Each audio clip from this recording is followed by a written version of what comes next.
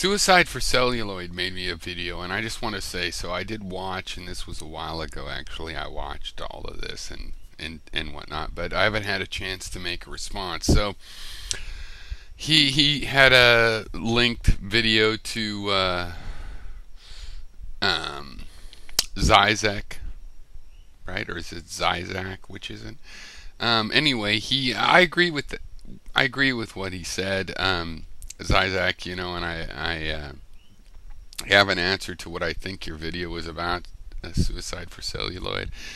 Um, First of all, yes, I agree. Philosophy is absolutely not about, is this true or is that true? It's much more about, well, it's not about so much does time exist, but it's like, well, what does time mean for humans? If time exists, what does it mean? These kinds of questions. And in terms of what you were saying, I would just put it this way. I mean, I think everything is about questions. There are no answers. Every answer is really just the revelation that there's some more questions to answer.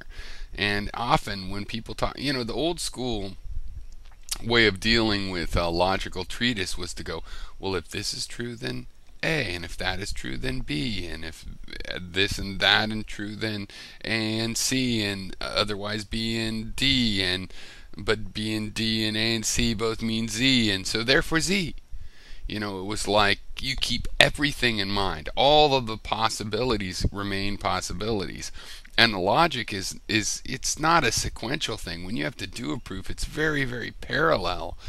And you think about, well, if this is true or false, if this is true or false, and how do they all go through together, and things like truth tables are done because basically you think you exhaust all of the possibilities.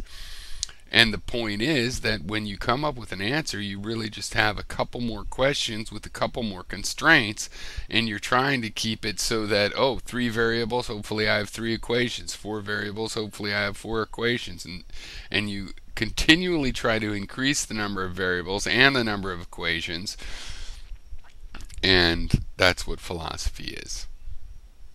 Cheers.